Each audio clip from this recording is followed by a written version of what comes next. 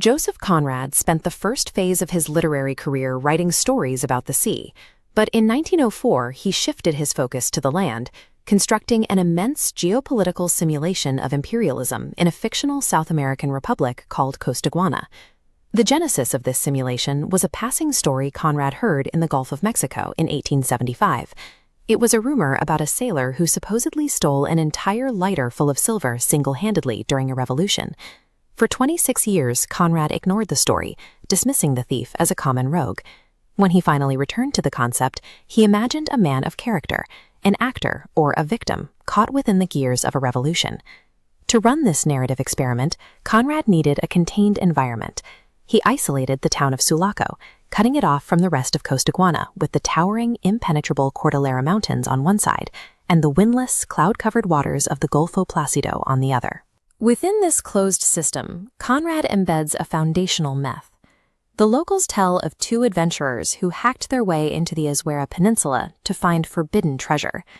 According to the legend, they succeeded, but they can never leave.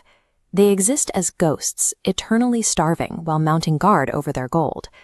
The locals associate the ideas of evil and wealth by an obscure instinct. The ghosts serve as a warning regarding the gravity of unearned wealth, a force that binds the seeker to the spot until they perish. This myth frames the chapters to follow. It introduces the idea that in this landscape, wealth isn't merely found, it is a trap that possesses its owners.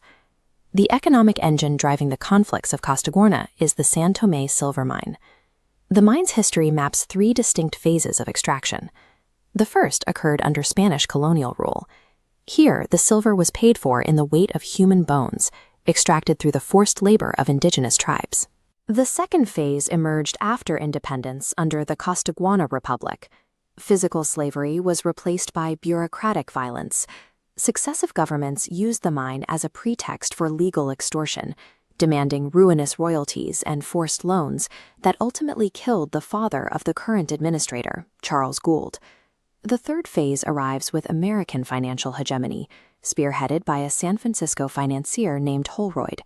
Holroyd backs the reopening of the mine with bottomless capital, yet he treats the economic fate of an entire nation as a hobby. For him, financing the San Tomé mine is a caprice, an experiment he is prepared to drop the moment it ceases to run straight. This timeline tracks power's evolution. Phase 1, physical force, shifts to Phase 2, government decrees, then expands into Phase 3. This geometric web represents modern capital's sanitized, invisible power, replacing slave drivers with the silent reach of international finance. The underlying mechanism of exploitation remains. It has shifted from visceral, physical violence to the reach of remote, institutionalized finance. Charles Gould assumes control of the San Tomé mine, fully aware of its lethal history. He requires a philosophical justification to reopen the very concession that destroyed his father. Gould places his faith in material interests. He believes that capitalist enterprise will inherently impose moral order and security, simply because businesses require physical stability to function. To execute this, Gould builds an imperium in imperio, a state within a state. He isolates the mine from local politics by structuring it as an autonomous entity, complete with its own private guards and a separate financial ecosystem. Under this system, the Sulaco province transforms.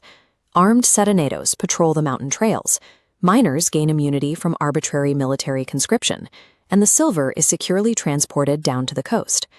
This maps Gould's paradox. Hoarding wealth created an irresistible prize, drawing revolutionary armies directly to his domain. As rebel forces breach his empire, his neutrality collapses. The wealth generated for peace now funds the armies attempting to seize it. The idealistic attempt to use capitalism to control chaos ironically engineered a more concentrated target for total war. As the economic machinery accelerates, the narrative shifts to the human actors, whose ideologies are caught in the gears of this financial reality.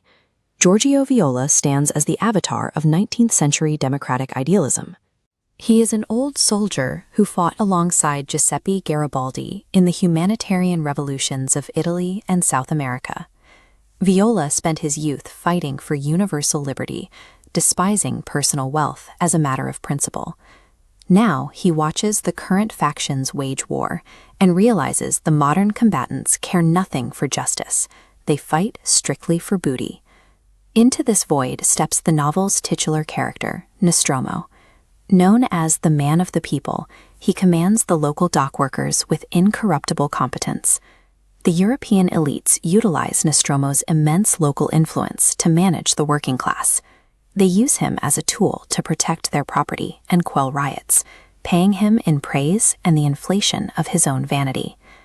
Nostromo reaches a breaking point during a meeting with Dr. Monningham in the darkened custom house.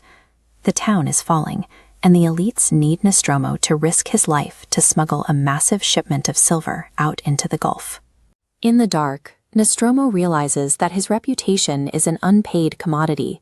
It has been exploited by the ruling class to protect their assets, tying the treasure around his neck while they remain safely detached. In Conrad's simulation, human heroism and reputation are reduced to instruments of capital extraction. The civil organization of the province has collapsed.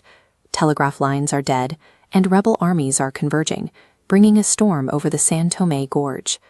The intellectual Martin Decoud executes a desperate political pivot. He instigates a secession of the Occidental province from the rest of the Republic, explicitly to protect the mine and his own interests from the incoming generals. Meanwhile, Nostromo is physically and spiritually isolated on a lighter in the pitch-black Golfo Placido. He is alienated from his former masters and burdened by the doomed cargo of silver he was ordered to save. Back on land, Charles Gould makes his final, extreme decision.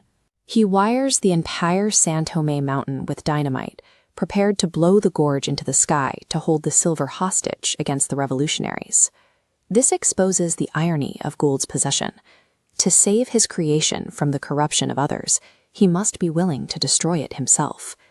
The trapped, desperate fates of Gould and Nostromo map back to the legend of the Azawara Peninsula. Like the adventurers starving on their pile of gold, these men are paralyzed, their lives consumed by the discovered treasure.